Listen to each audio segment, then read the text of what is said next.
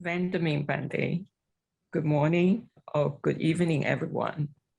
Welcome to Abhidhamma, Lesson 20, Unwholesome Mental Factors.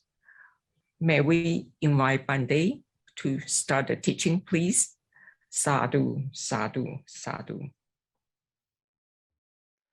Good morning, everyone. Let's start our Abhidhamma study, lesson 20, by paying homage to the Buddha, reciting the Namo Tassa 3 times.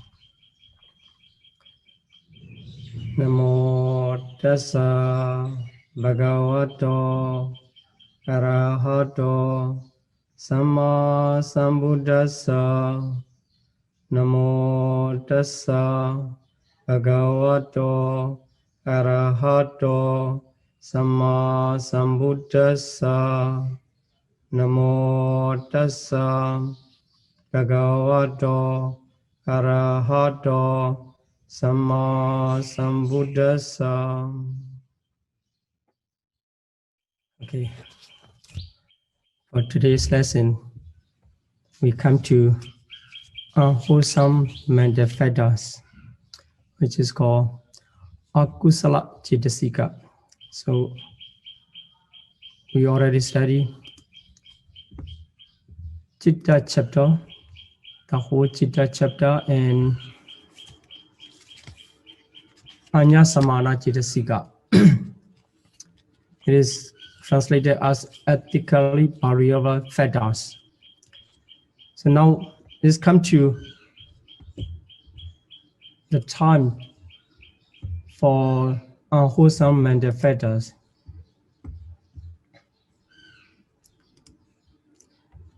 As we have divided 52 mental factors into 3 groups. One group is Anya Samana, and second group is unwholesome mental factors.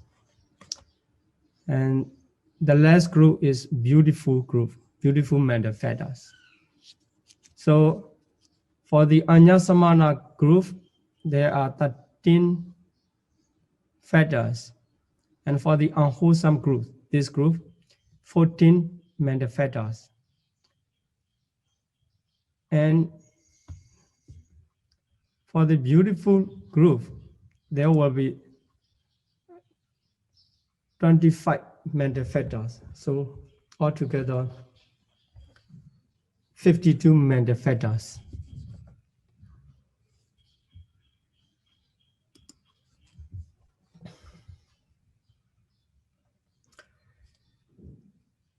So if we think about the mental factors to combine, because Anya Samana, the past group, can arise together with the other group of unwholesome, and another group of beautiful mental factors. So 13 Anya Samana group, the first group, if they are combined with the second group of unwholesome mental factors, they become 27. And if they arise together with the beautiful group, so 13 and 25 together, 38 mental factors. This kind of calculation will be useful when we enumerate mental factors in relation to the specific consciousness. In the specific consciousness, we have to find how many mental factors can accompany. So after studying the mental factors for their nature, we will continue for doing that, matching consciousness and mental factors in their occurrence. So now we need to keep in mind this information. If we combine 2 groups together, Anya Samana and unwholesome, that will be 27. And if we combine Anya Samana to beautiful, that will be 38. But the second group and third group, second group of this unwholesome group and the third group of beautiful group, they will never arise together. They will never arise together because they have the different nature, the unwholesome nature and the beautiful nature, because the unwholesome can never be beautiful. Okay, so let's continue today's study. Here, 14 unwholesome mental fetters. Akusala Cetasika. Akusala Cetasika are divided into 4. So here, roughly divided into 4 groups. So the first group, Moha Chatuka, because in Pali, but in short, in Myanmar traditional study, we use the Mo Chatuk here to make shorten, to easier to remember. So Mo Chatuk, so that is Moha Chatuka. That is delusion quartet. So 4 mental fetters leaded by delusion. That means the 4 mental fetters leaded by delusion, moha. That they are called the Moha Chatuka, delusion quartet. And another second group, Lobha treat, or treat is 3. So Lobha treat, greed tribes, if we translate it into English. So these 3 mental fetters are led by Lobha. That's why they are called the Lord 3. Then the third group of unwholesome mental fetters are Dosa Chatuka. So hatred quadrat. So 4 mental fetters are led by Dosa, hatred. That's why they are called the hatred quadrat. And others mean here for former 3 groups. It's quite easy to remember because we already know the unwholesome roots. There are 3 unwholesome roots. Here in the order of the roots is called the Lobha, Dosa, and Moha. So here, these 3 groups are led by the 3 roots of unwholesome roots. That's why not difficult to remember. Just need to remember the number. And the others are not related to 3 roots, but they are also unwholesome. As they are also unwholesome, they are caused by the unwholesome roots. So here, 3 are Chutina Mita, sloth, diet, sloth and torpor, Tina and Mita, they come together. That's why sloth diets. And for the doubt, Vichikicha, it is only 1. That's why doubt alone. So together, these they become 3. They are out of the leader of 3 roots, unwholesome roots.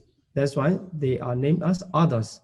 Then, in this way, we can easily remember the unwholesome mental fetters. So let's see. Moha, Ahirika, Anuttapa, Ottacha in Pali. So it is better to remember in Pali too, because it is quite easy to talk in Pali other than translation. As you see, for the Ahirika, it is translated as shamelessness of wrongdoings. To have the complete meaning, we need the longer usage, longer translation in English. But for Pali, if you say Ahirika or Anuttapa, is the completely meaningful. So second one, Ahirika is translated as shamelessness, now wrongdoing. So here wrongdoing refers to the the unwholesome deed. So there's no shame to do wrong, something wrong. That is called ahirika. Yes, anotapa, fearlessness of wrongdoing. We will study their nature in the next slide. So here, just trying to catch up the mental fetters according to their group. So in this group, 4 mental fetters led by moha. So moha, ahirika, anotapa, fearlessness of wrongdoing, and uddhacca, recklessness of agitation. So these 4 are led by moha. And we will learn about this group in the later slides. Then the second group led by the lobha. So they are lobha, ditthi, mana. Lobha is greed, ditthi is wrong view, already know. Mana is conceit. Then another group led by the dosa contain dosa, issa, machariya, kukucha. Dosa is hatred. And another translation also will be explained. And issa, envy, machariya. So issa and machariya. And machariya's aberraks and stinginess. Then kukucha's worry or remorse.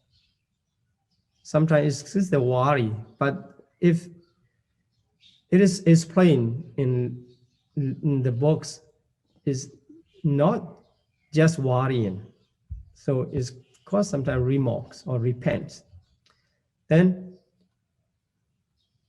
for the other group, other 3 groups, tina and mita, sloth and torpor, we already know. And then vichikicha, doubt. So this is the roughly studying about the unwholesome fetter in the group. So for the group, here the first group of moha chatuka, the 4 mental fetters led by the moha, delusion. These 4 fetters occur in all 12 unwholesome consciousness. It means whenever unwholesome consciousness arises, these 4 fetters accompany. So we cannot leave aside these 4 fetters when unwholesome consciousness arises, and we need to count how many mental fetters arise together with the unwholesome consciousness. So these 4 fetters arise together with all 12 unwholesome consciousness. So we can understand whenever unwholesome consciousness arises, this moha chatuka, the 4th consciousness, 4th mental fetters will be there in the group. Then the second group, the 3 fetters occur only in lobha mula. So remember, we already studied unwholesome consciousness in the 3 groups. The first group, lobha mula 8, second group, dosa mula 2, and third group, moha mula 2. So here, this second group of lobha greed triad, lobha treat, they will arise only with lobha mula, so greed rooted consciousness, but they will not arise with dosa mula consciousness 2 and moha mula consciousness 2. So when lobha mula arise, 3 mental fetters of greed, wrong view, and conceit will also arise. Then another group of dosa chatuka, the 4 fetters occur only in dosa mula. So here only with the second group of unwholesome consciousness, dosa mula 2. When dosa mula consciousness 2 arise, any of them arise, 4 mental fetters or dosa, issa, machariya, and kukucha will accompany, but not always. Not all 4 will always arise. We will talk about this in the next lesson. In the next lesson of the association, when we study about the association.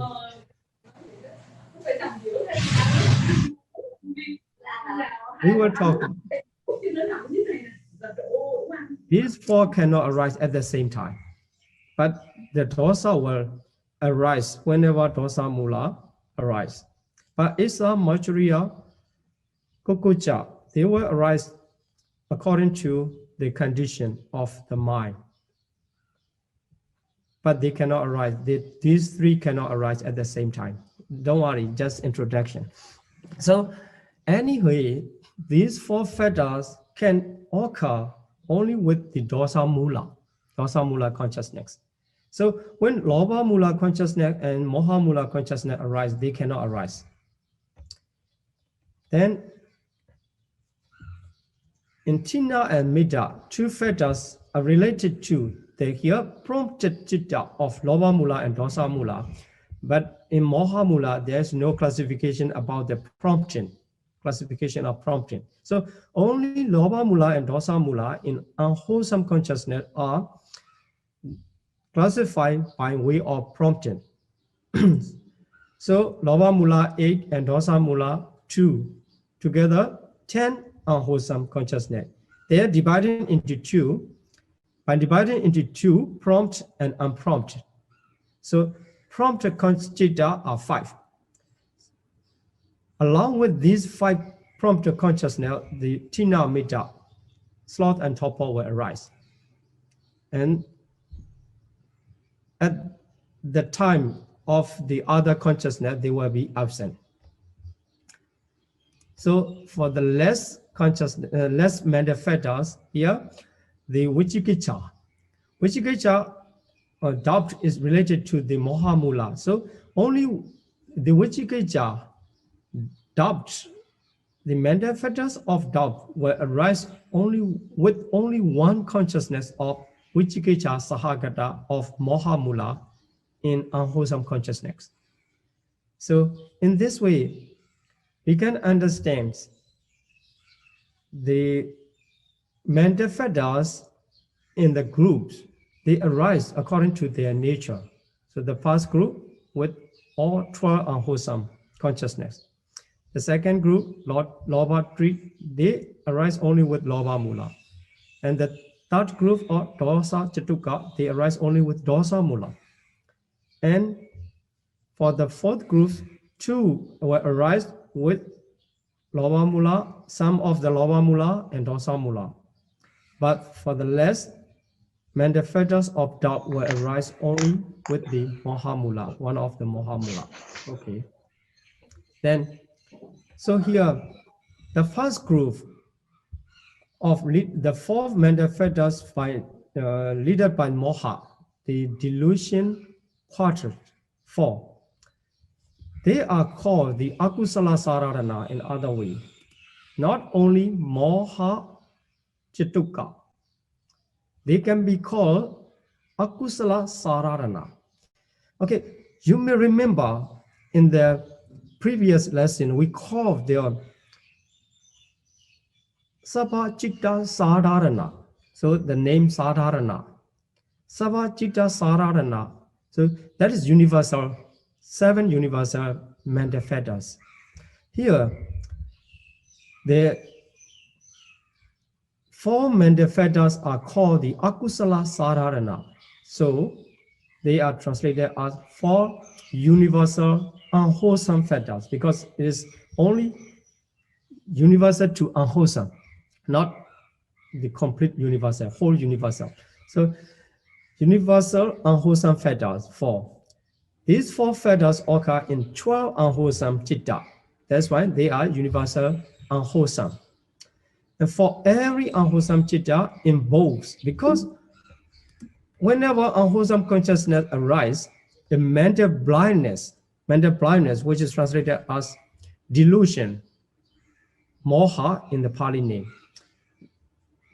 It arise. So blindness to the danger of evil, that is moha. And also lack of shame to the wrongdoing, and moral dread. So there's moral fearlessness of wrongdoing. Then an underlying current of agitation, so restlessness. These four always invokes in every unwholesome consciousness. So whenever unwholesome consciousness, there are these four natures in the mind. So along with the consciousness, these four natures arise. That is why these four mental factors of the delusion quarters are called the four universal unwholesome factors. You can read them in Comprehensive Manual of Abhidhamma, page number 59, 95, and 96. Okay, then here about the akusala saradana, or the delusion quarters, the leaded by the moha. So the first one, moha. Let's talk about the moha. So it is a synonym of avijja. So if you search in the 52 mental factors, you cannot find the avijja citasika. Only those we are using the ignorance again and again in the sutta. And also sometimes it is used as Abhidhamma, avijja in Abhidhamma teaching too. But you cannot find the avijja citasika. It is mentality, but it is not the consciousness. It must be mental factors. So among the 52 mental factors, there's no avijja citasika. So the avijja citasika is same as the moha. Sorry. Moha. So we have to remember the avijja is same as the moha, delusion. So ignorance and delusion, same. And it is a root, one of the root of unwholesomeness, unwholesome consciousness, related to all unwholesome citta. And the avijja or delusion, it hides the true nature of things. So under the influence of delusion, under the influence of ignorance, you cannot see the true nature of things. So if you want to see the true nature of things, how they are arising, what are their characteristics like this, and you need to uncover the ignorance of delusion. This is the reality which can cover the true nature of things. And also it can deceive, showing the different natures. So like this, the impermanence.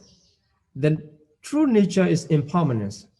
But under the influence of the moha or avijja, we see that is permanence. Suffering as pleasure. Like this. So this is because avijja or moha is hiding the true nature of things.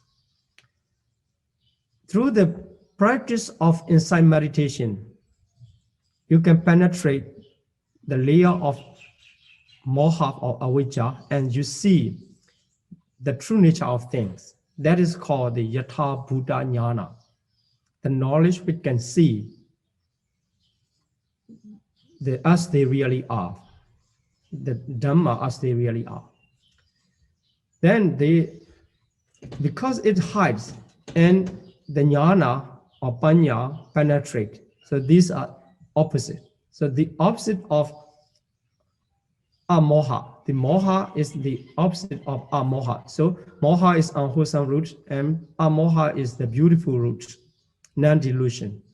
And also, it is the opposite of jnana, knowledge. So jnana, sampayutta, jnana, vibhuta, there we already know about the jnana, knowledge. And paññādhikālaṅkāra cetasika or paññās cetasika, that is called wisdom. These are the opposite of the moha. They're trying to, they know the true nature, and moha or delusion, it covers, it hides. So that's why they are opposite each other. Then the characteristic of avijja is mental blindness or unknown, because this or the ajnana, mental blindness. So mental blindness, they does not know the true nature. It is compared to the darkness. So the jnana is compared to the light, and moha or delusion is compared to darkness. They are opposite to each other. And this is about the moha or delusion, which is the root, one of the root of unwholesome.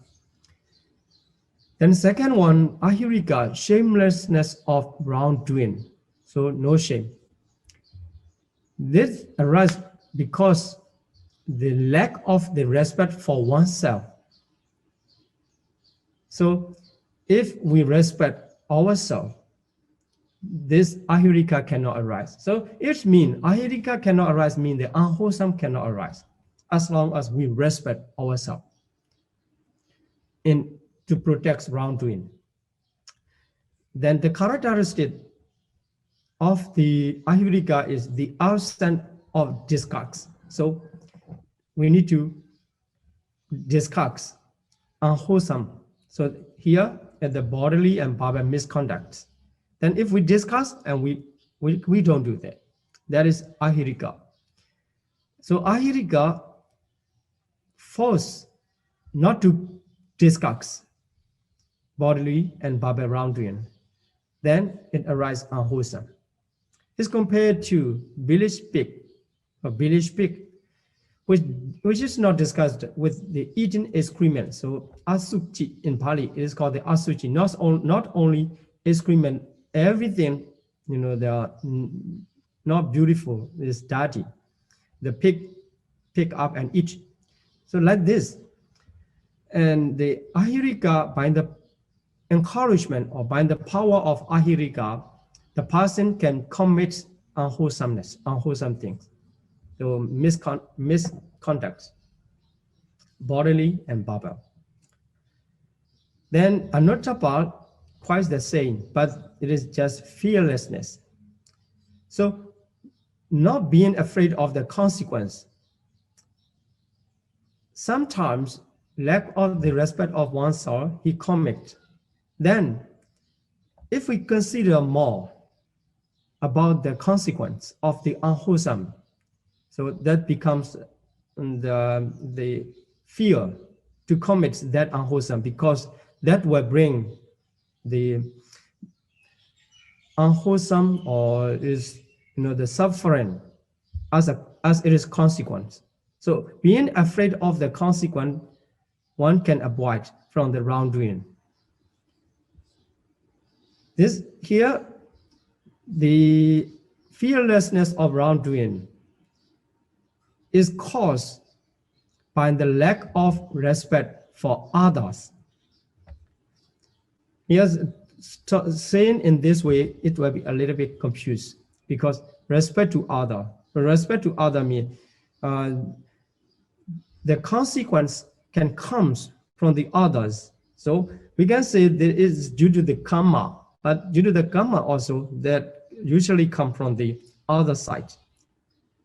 So one commit the panadipada, and due to the karma of panadipada, he will be killed in the next life or in somewhere as a consequence. But that the punishment or the evil result can come from the other side. The other people can kill him like this. So the lack of the respect for other is cause of the anuttapa. So the characteristic of the anuttapa is the absence of dread. So here also or not being afraid of that on bodily and verbal misconducts. It is compared to the moth. So the moth does not know or does not know the danger of the flame. So it jumps into the flame and it is burned. So Anuttapa, under the influence of Anuttapa, one cannot measure the danger, then commit. That's why the Ahirika and Anuttapa are the cause of unwholesome. So shamelessness and fearlessness. Then the less universal unwholesome factor is uddhacca, restlessness or agitation. That's mental restlessness. So sometimes a person can be too busy. That is because of the physical restlessness. But here it is not talking about the physical restlessness. Here, mental restlessness. So one may be meditating. So at the time of meditation, his posture will be still. So not moving. But his mind can run around the objects. So that is called the mental restlessness. He cannot concentrate going around, but his body is peaceful. It seems peaceful or like this. So here, uddhacca refers to mental restlessness. So what is mental restlessness? Here, not still and distraction. When we throw a stone into the ash distracts. In this way, the mind is distracting, taking different objects and being not firmly on the object. So although it takes the object, it's not firmly taken, not strongly taken, is running around like this. And it makes the mind not to be stuck to the object. So because it is not stuck to the object, it cannot take the object firmly. The characteristic is disquietude. So not quiet, not quietude. So it is same as the water whipped by the wind. So when the blown by the wind, the water is shaken like this. So this is uddhacca. Okay, these four are universal unwholesome factors. We need to know about the nature and the characteristic, etc.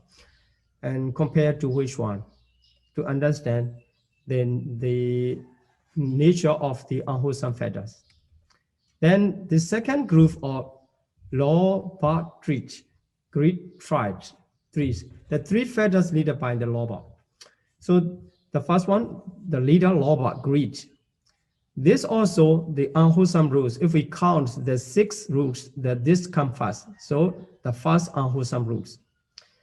It covers all degree of selfish desire. So here desires, we already know that desire can be used for the vachanda. So here is selfish desire. That's why this is unwholesome. So when selfish desire arises, we can understand that is lobha. So in any degree, that is lobha.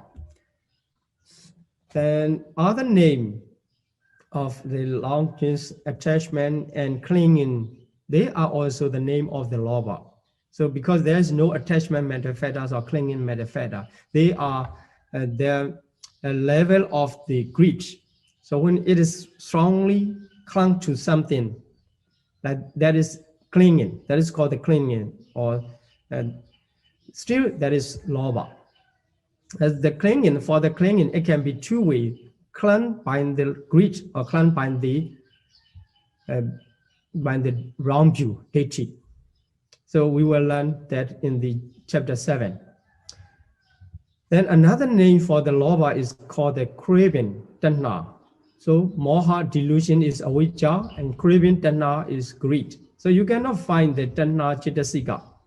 But the tanha, the word tanha, is used many times as a root of the the round of the rebirth, two roots is described as the two roots of the round of rebirth, samsara uddha.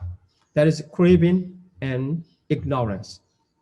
Here, the craving then is same as the greed, lobha.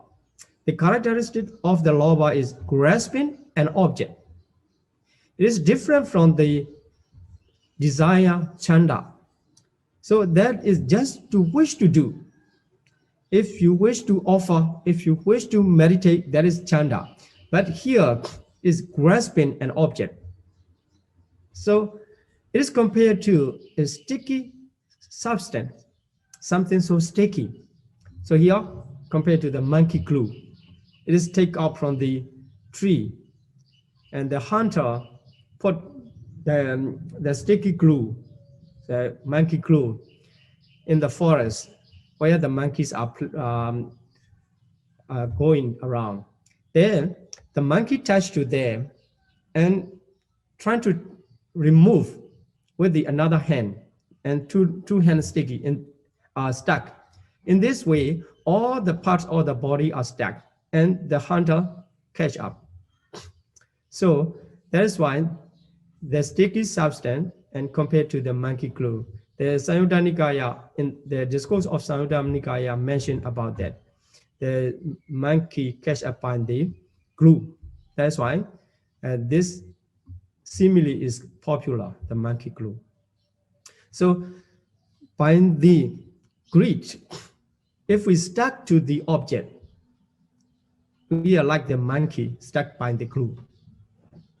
Okay, so the second one is deity, round view. So actually, the direct translation of the deity is just view or seeing. It's not mentioned about right or wrong. But if we want to mention or specify right or wrong, we need to put the prefix or the miccha. So miccha deity, round view, samma deity, right view. But in this case, it is said only deity, but we translate round view. Because in the literature, when it is used alone without any prefix of miccha or samma, it mostly means round view. That's why. So in order to express the samma deity, you need to make sure with the prefix samma, because it can easily be misunderstood by the round view.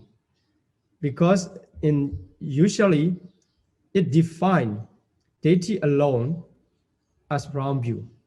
So seeing wrongly, so the nature is round view means seeing wrongly. When we see something in not correct way, it is wrong. So as the things is impermanent, but if we see things to be permanent, that is seeing wrongly, that is wrong view. And seeing things to be satisfactory, but actually they are unsatisfactory. Then if we see something, the things to be an Atman or Atta or Atman or self, that is wrong view. So this, and the others also, if as long as you see them wrongly, that is called the wrong view. Then characteristic is unwise or unjustified interpretation of things. Interpretation is not to other, not necessary to interpret others, to interpret in our mind. That is unwholesome. And this is wrong view. Then another one, mana, conceit. It is a kind of mental madness. So when the mana comes to the person's mind, it seems as a mad. Wants to be the top of the other people. He always wants to be on the top and being proud. And sometimes it may be overestimation. So here, the nature of the mana is wishing to be on the top of the others. And another function, another parts of the mana makes overestimation of oneself. He is always proud himself in every case. That is the nature of mana. The characteristic is haughtiness. So compared to the plaque, a plaque up in the air is, the showing up all the time. That is mana. So in the next level of the honorable level, we will study about them more about every manifestos. With here for the mana, there will be 9 types of mana, etc. That for the second level, but not for the beginner level. So for the beginner level, it is quite enough to know about the nature of the manifestos properly. Given the example in this way, they usually emphasize on the enumeration. There were how many unwholesome manifestos group by group, and how they connect each other, and how they connect to the consciousness in this way. So trying to make sure that types of understanding in this level. And later we will expand our understanding in Abhidhamma teaching, step by step. Then another group, dosa, chatuka, hatred, cultures. So 4 manifestos leader by dosa. So the leader dosa is translated as hatred, but it also translated as abortion or evil, anger, irritation, annoyance, and animosity, etc. So anger, like this. So it is translated in different ways, but they all are the reality of dosa, which is the second unwholesome roots. So this is all kinds of degree. That's why sometimes it can appear as depression. The person can feel the depression, but if we identify by the ultimate reality, that is the work of the dosa. That is dosa. So depression. And also sometimes it is sorrow. They are also the mood of dosa, the moods. So they are the moods of the dosa. That's why we can understand them as dosa. Then the characteristic of the dosa is the frosty, the characteristic. But just to know, then it is compared to a snake, or especially a cobra hit by the stick. When it is hit by the stick, so it just aroused and trying to fight back. That is same as the nature of dosa. So by the nature of dosa, one can show himself to fight back, fight to the others. So, and just to be careful about the dosa, the nature of dosa is not only to fight, or not only to the strong expression.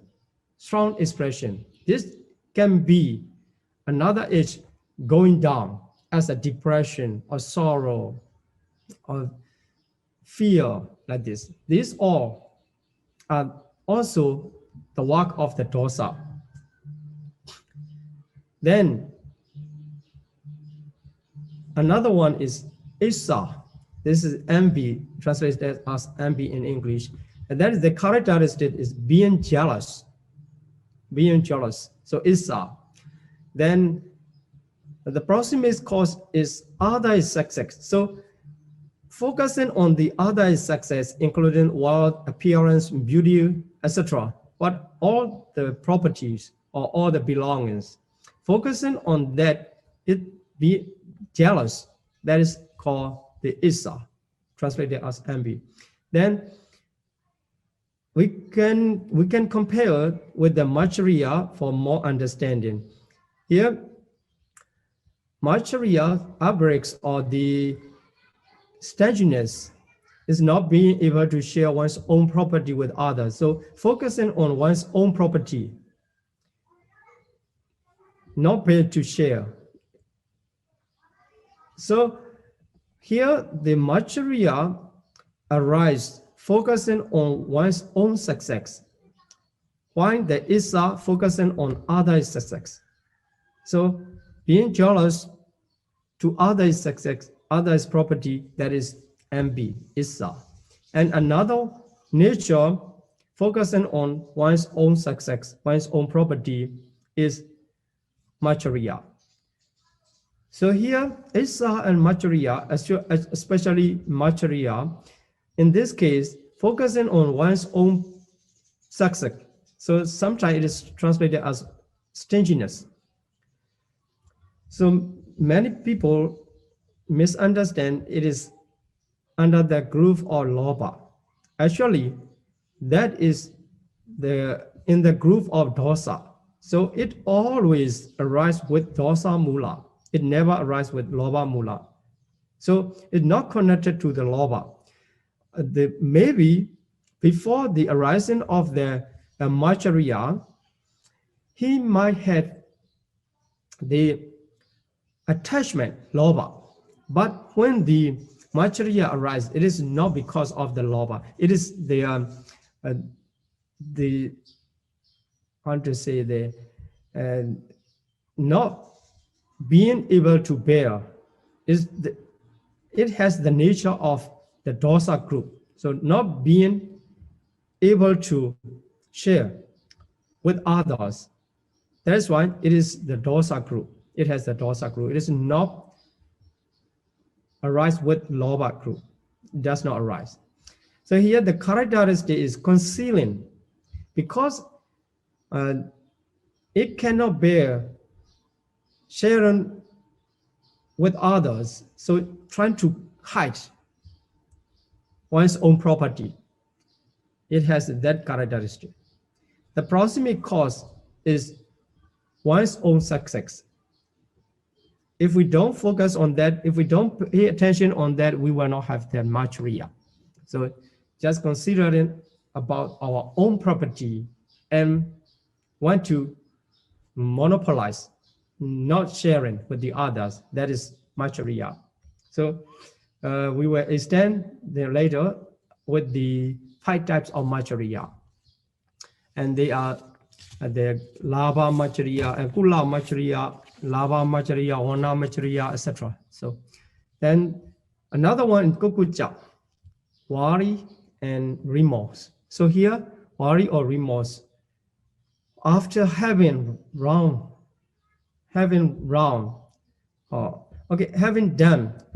So after having done wrongdoings, he worries. That is called the kukucha, and he get the repents or remorse. That is kukucha. Characteristic is subsequent regret. So here, see the proximate cause to make clear. So the proximate cause is what has and what has not been done. So here, what has been done, wrongdoing. And another one, what has not been done, the right things. So if you miss the good deed, that also can be the cause of remorse. If you have done wrongdoing, that can be the cause of worry. So here, rounds of commission and omission. So after having done the unwholesome deeds, one can worry or one can remorse. That is kukucha. And also not being done the wholesome, so for the laziness or for the something else, and missing that opportunity, later regret or that worry, that is called the kukucha. So this is the 4 mental fetters leaded by the dosa. Then another, the last group, or 3 other fetters. So in the 3 other fetters, the sloth dies. So tina and mita, sloth and torpor. Tina here, sluggishness or dullness of mind, dullness of chitta, consciousness here. Here mind refers to the consciousness, chitta. So not being able to do, that is the lack of divine power. Especially it refers to the power in the wholesomeness, in the beautiful. So not activated in the good. That is Tina. And also the Midda is morbid state of the mental fetter. The characteristic is wildness. So here mentioned sloth and torpor always occur in conjunction. They arise together. And when sloth arises, the torpor also arises. And torpor arises, sloth also arises, because they are in conjunction. So they arise together. That's why we usually talk Tinamita. And when you study about the 5 mental hindrances, also they come together, sloth and torpor. So they are opposition to the energy, viriya. So when the sloth and torpor arise, there's no viriya. So the energy cannot arise, energy loss. So when the energy arises, also they disappear. They are the opposition to the viriya. But in the, in case of the hindrances, 5 mental hindrances and the jhana fetters, they are overcome by the initial application, not by the viriya, because viriya is not the jhana fetters. So there is no viriya in jhana fetters is in the special function, as a special function. That is why the Vitaka take responsibility to remove the pair of the mental hindrances of sloth and torpor. Then the sloth and torpor, what is the difference? Sloth is identified as sickness of the consciousness, citta kilanya. And the torpor is identified as the sickness of the mental fetter. So kaya kilanya. Here kaya means nama kaya, not the rupa kaya. There are many, there are many cases in the argument about the about the Midda. So some in the commentary is mentioned that some group of the Abhidhamma scholar, they say Midda as a materiality. Midda is materiality. So especially is mentioned in the, it said the Vimutti Magga. So Midda as a materiality. But for the Theravadian, the monks who study the Theravada tradition, they identify Midda as mentality. So they have the argument. They had the arguments. So the Visuddhimagga and Athasalini, the commentary of Dhammasangani, mention about that argument. So Midda as mentality or materiality like this. So let's see, the Midda, some people say that Midda is materiality. Then why they say the Midda is materiality? So we can say that the sickness of the materiality and being sluggishness or dullness or the ideal state of the materiality, that also regarded as Metta, because we found that the Vimutti Magga explained that. Then Theravadian protects for the view Metta is mentality, not materiality. So showing that the Metta is shown in the mental hindrances to be eradicated. So Metta is mental hindrance something to be eradicated. That if we study the chapter 6 of the materialities, we will learn all types of materiality are not to be eradicated. So not to eradicate. That is why seeing the matter as a mental hindrances to be eradicated, that must be mentality. So this is the one argument.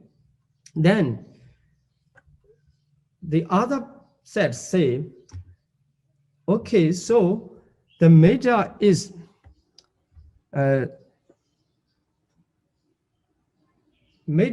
mentality because it is mentioned in the mental hindrances.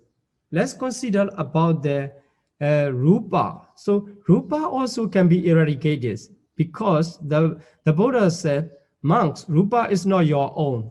Give it out. So by the text, the rupa also can be eradicated. That is why the metta also can be materiality. Another set continue his complaint about the metta as materiality. Then the Theravadian trying to remove that view. In that text, what you reference to, the Buddha continue, there seem to be that the eradication is not referring to the rupa, materiality. It is attachment on the materiality can be eradicated like this. So they're trying to their argument, trying to develop their argument. So the other set say the metta as materiality, showing that referring to some evidence.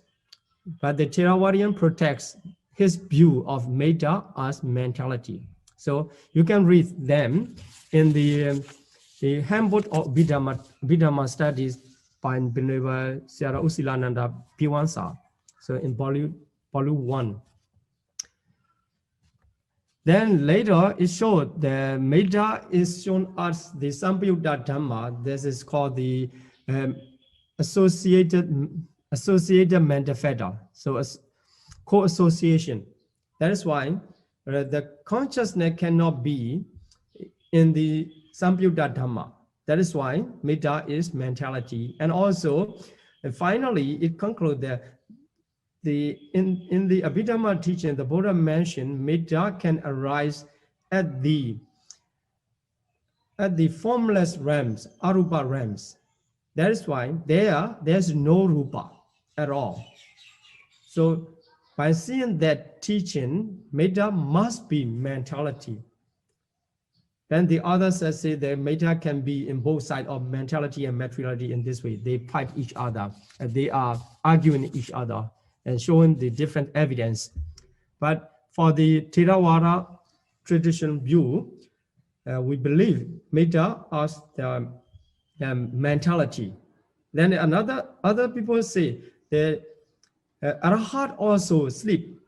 So Arahat already eradicates defilements, but still they sleep. That is why the metta must be materiality, not mentality. They say in that way.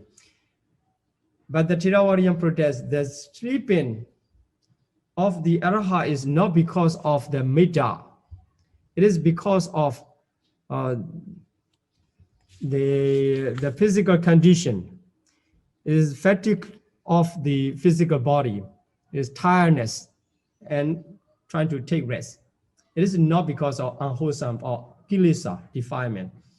Sleeping of the Arahat can be understood due to the condition of materiality, physical condition. In this way, they have the argument in the commentary. Metta as materiality or mentality. Okay, so this is the Tina and Metta. Different is lack of the driving power of the the consciousness is Tina, very, very similar. They are, although they are identifying in different realities of mental fetters, they are very similar. And similar nature of the different realities. So of the consciousness is Tina, sloth, and of the mental fetter is Topol, metta. Okay, then the Vichikicha, doubt, that is spiritual doubt. Inability to place confidence, so opposite to the confidence, in the Buddha, Dhamma, and Sangha, and training. So doubt in these, the Buddha, Dhamma, Sangha, and training is the mental hindrance, one of the mental hindrance. So it can block, it can disrupt your practice if you have the doubt.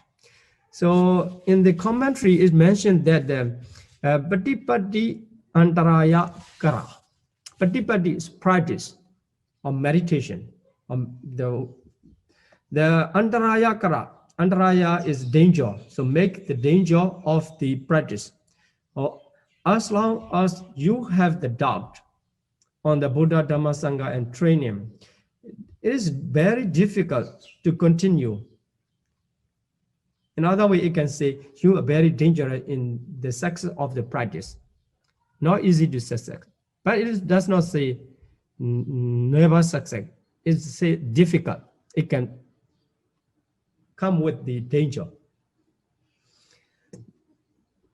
So in his book, Venerable Sayadaw U Silananda mentioned about some misunderstanding. Some misunderstand that it can be the danger of the attainment. It means with the doubt, if you practice, you cannot get the attainment. You cannot reach to the attainment. That is another person's view. But the Venerable U Silananda said, it is not making the danger of the attainment. It just makes the danger of the practice. So in the practice, it will be too difficult if you practice with the doubt.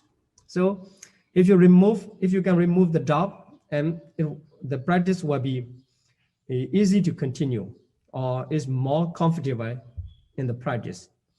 Otherwise, it will be very difficult with the doubt. Then it does not say that you never, how to say that, does not say one can never attain. That's why he made clear. So just harmful to the practice. So the meaning of Vichikicha, let's see, which is absent or no. Chikicha, that is remedy or curing. So when the doubt arises, it seems there is no remedy or no curing for that, like an illness. Then another meaning is Vichi and Kicha. Vichi is Vichinanda, investigating. Kicha is getting tired.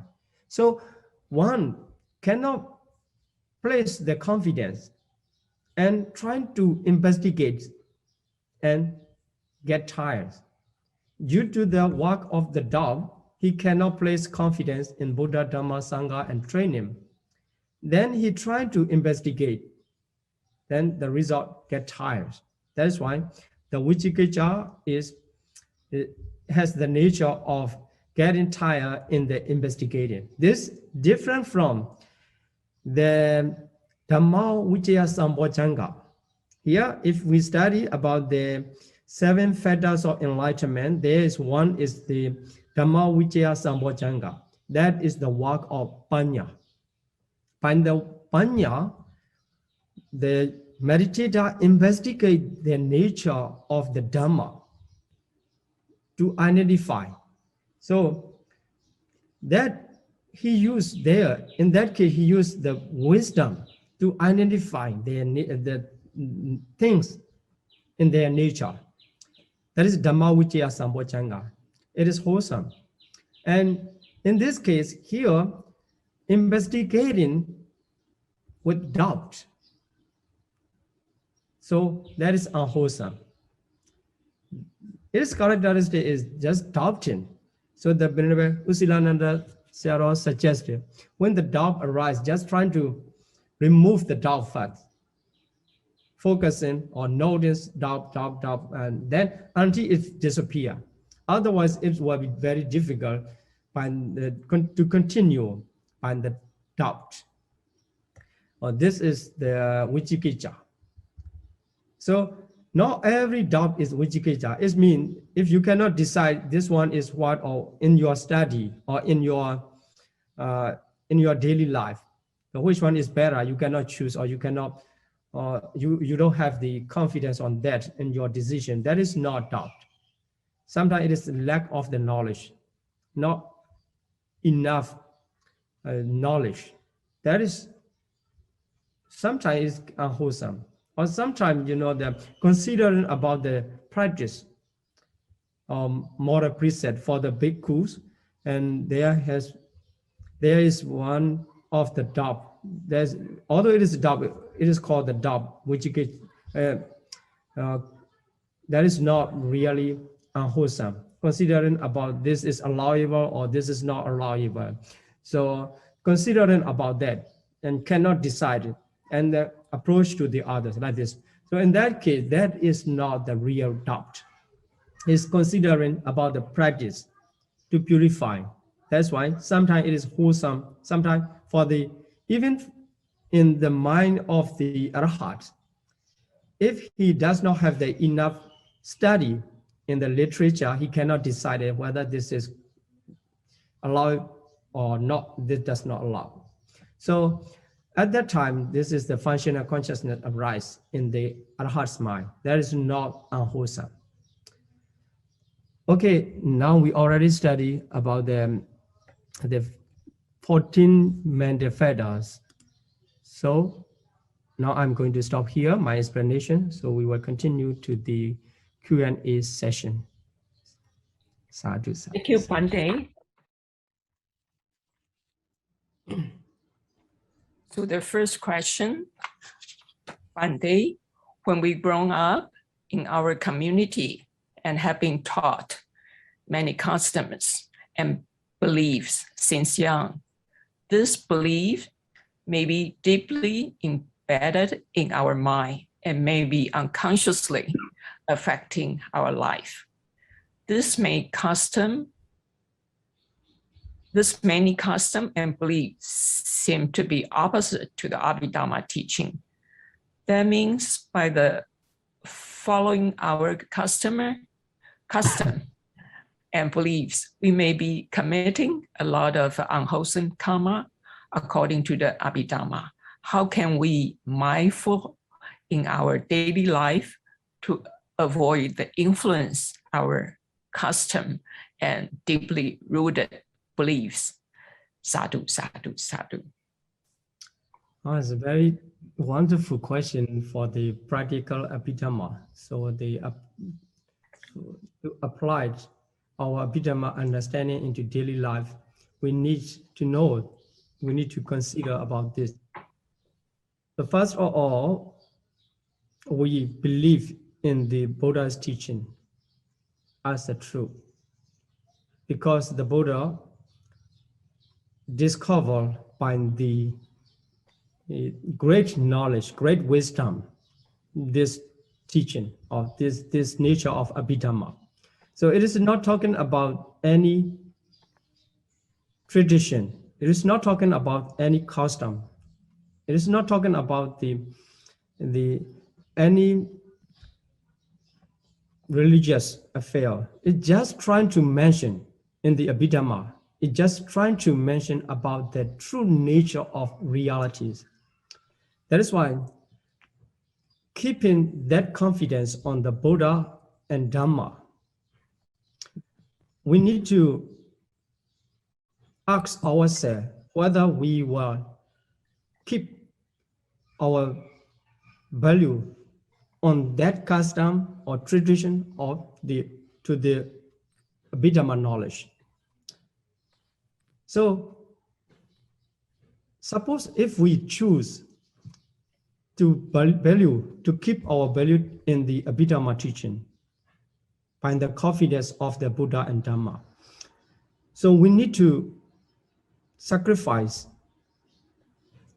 our custom, our tradition, and also many of our beliefs. Then we try to remove them and keep the knowledge or understanding of Abhidhamma teaching in our daily life. So as the questioner said, we already have, since we were young, the many beliefs and many customs are imported into mind deeply. That's why not easy. But actually, the simple things is just need to symbolize our mind. We're trying to aware in every event, whatever we do, by physical movement or by the speaking, even at the time of the considering or thinking about something. And we can apply our Abhidhamma understanding, whether it is wholesome or unwholesome.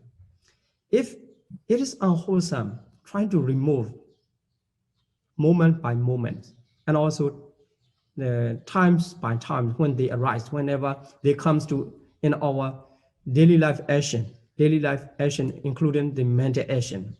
We try to remove all the unwholesome custom, the custom and beliefs related to the unwholesome affairs, unwholesome nature.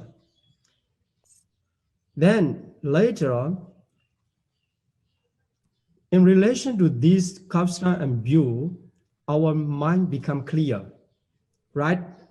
Standing on the wholesome sides. So it is not easy in one time or two times to remove, but by practicing in the wholesome nature to be stable, then we get the power to remove or to uproot all the custom and beliefs related to the unwholesome nature. That's why we just need to keep trying to stand on the wholesome side. Then later, they have no opportunity to come in our nature. But the important thing is we have to be brave enough to sacrifice some of our tradition, custom, and belief, those related to unwholesome nature. So if you try to claim, I will do this also. So, and I will try to follow the Abhidhamma teaching. I will try to live according to the nature of Abhidhamma teaching, or like this. It is impossible. So if you want to cure your disease, you have to remove the cause of the disease, or physical cause or mental cause, like this. So unwholesome is like a disease. So we have to remove all the unwholesome nature, and also all the tradition, custom, beliefs. Those can be the cause of unwholesome. Okay, so very good question. I appreciate it. Thank you, Bande. Is attachment to our beliefs also considered as a lobha and mana? Sadhu, sadhu, sadhu.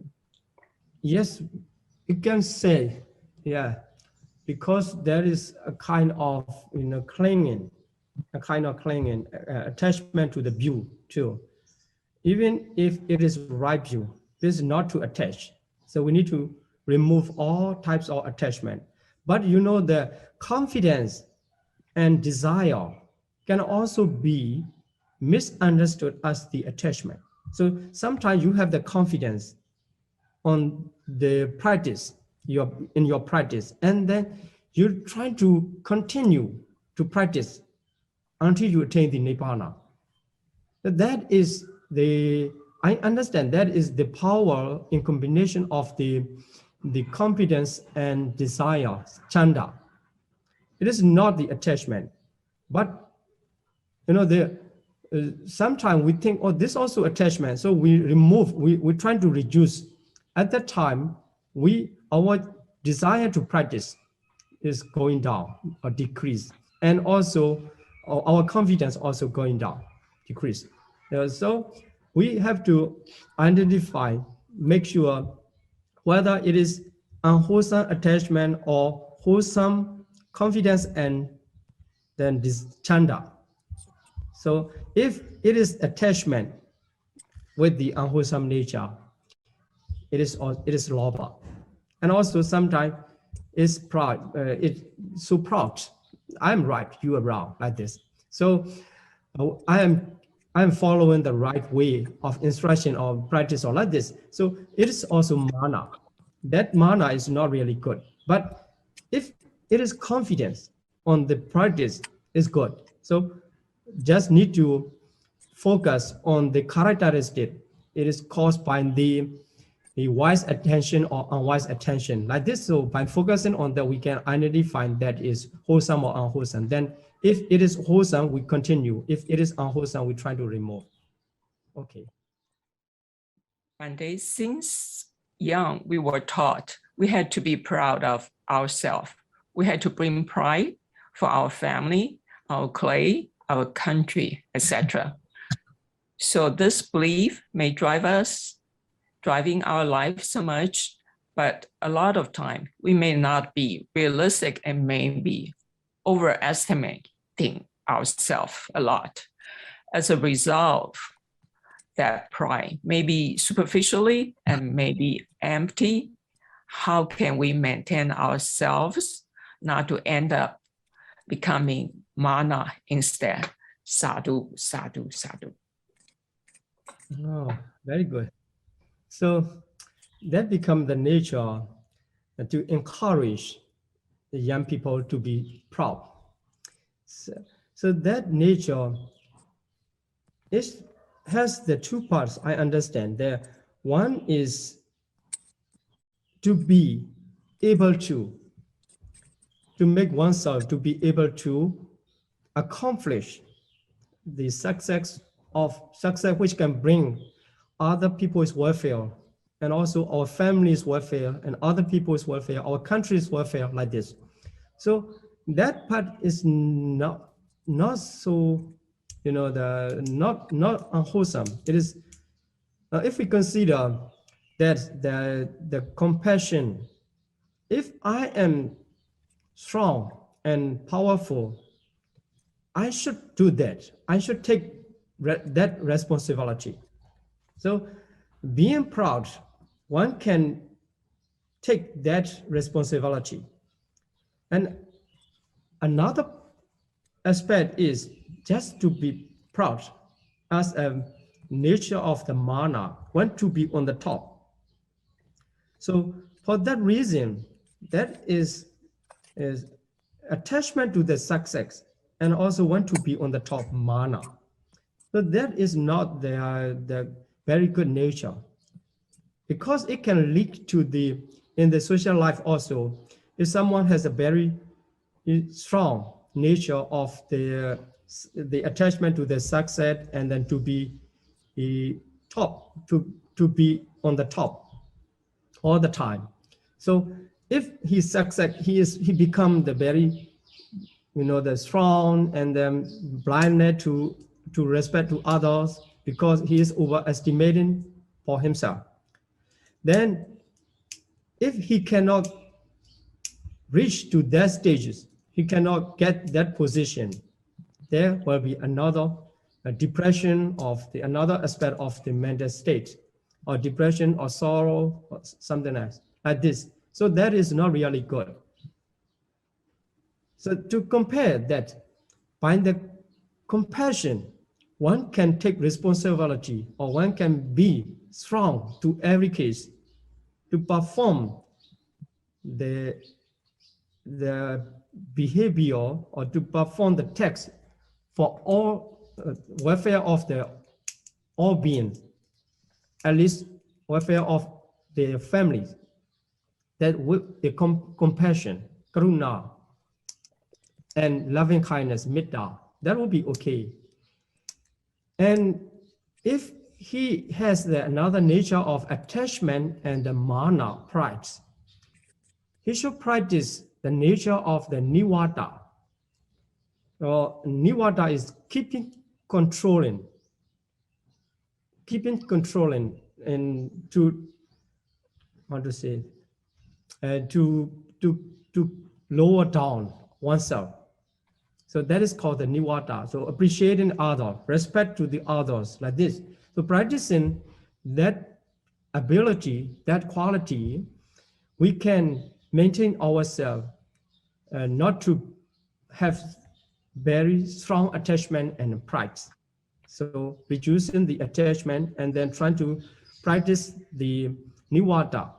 So that is one of the 38 mangala, karawacha, niwatocha. So karawacha is being respect, and niwata is just keeping down or decreasing our position, but it is not relinquishing our expectation. So in this way, we can practice or we can maintain ourselves not to end up becoming manas, so proud. Okay. Next question. Dear Bande, sadhu, sadhu, sadhu for the lesson today. It seems that all these unwholesome mental factors arise in us every day and many moments ever since we are born. What is the best way to avoid this unwholesome mind in our daily life other than meditation? Sadhu, sadhu, sadhu. Okay, very good. So here, first of all, the good news is, so they arise in us every day, but not in every moment. It is good news, you know. It is many moments, so the remaining, the other moments we belong to make wholesome. So in order to avoid a wholesome mind other than meditation, so just need to consider about the proximate cause of unwholesome. All of them has their specifically different causes, proximate cause, but they under the name of unwholesome, they share the same proximate cause, that is unwise attention, improper attention, ayoniso manasikara. It means if ayoniso manasikara does not have, there's no opportunity to arise the unwholesome mind in our mental process. So trying to be careful not to let unwise attention come into your mind.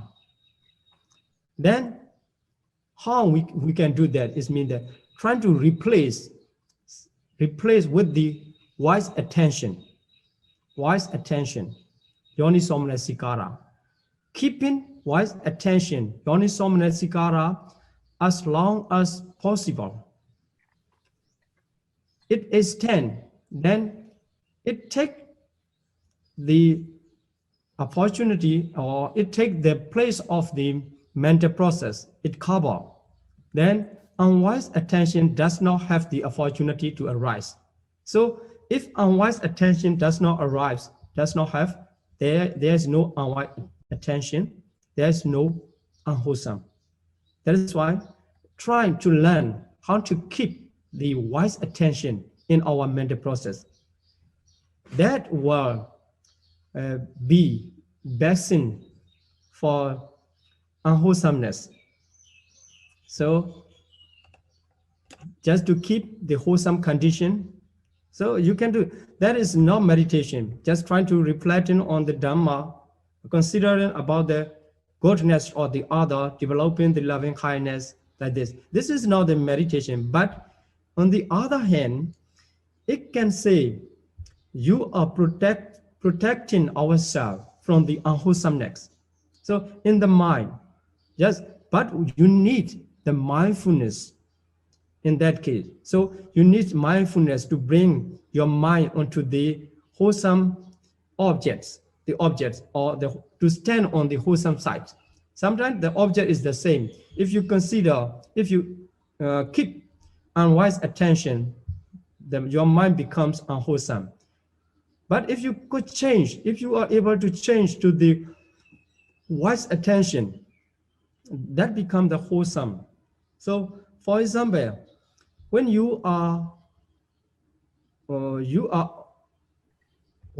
waken up by the sound, by the voice, something like that.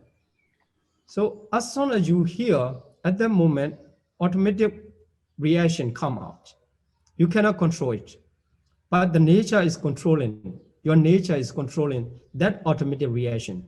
Don't worry, you can manage on that. Then first time reaction is not easy, but the second time you have time to control it. So you have time to manage. Then you keep the patience, you keep the kindness and compassion, etc. Good nature you bring, then you're trying to react to that voice which make you awaken. That's why the second time reaction come to the wholesome side.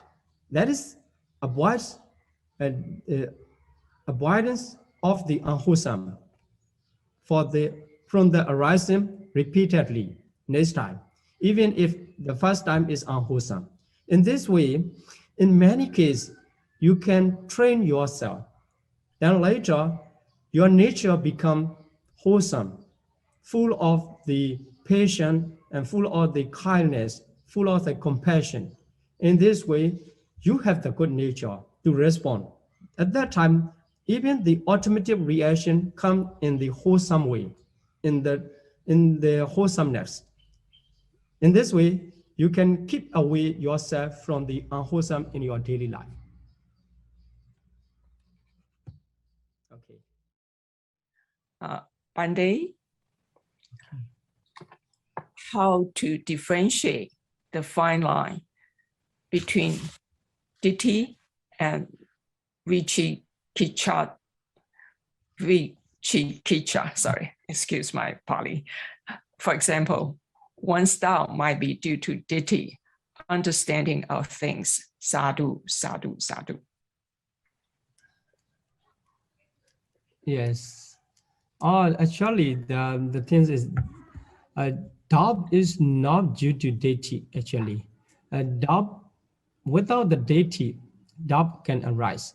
So just not being able to place confidence, that is not based on the wrong view, based on the view.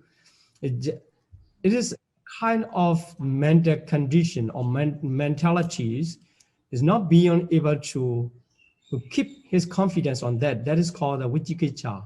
And wrong view is taken wrongly.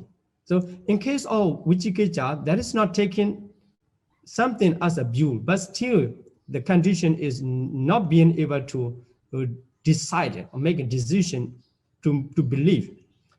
But in case of wrong view, he make decision. This is a permanence, or this is the satisfactory, or this is Atman, or something like that. This is good, or like this. So already made decision and take that view. That is the view in case of view. Therefore, the vicikiccha, sometimes, if you consider in that way, it seems very similar. But actually, in the vicikiccha is just the condition, because as you know, it does not based on the greed, lobha. It's just based on the only root of the delusion, moha. That is why it cannot grasp or it cannot take up by the lobha, but only stand or under the influence of the moha. That's why vicikiccha is the one of the mentality which makes a person cannot place himself in the confidence. on the Buddha Dhamma Sangha, training, etc. So that is, we can say that in the foggy place, you cannot see.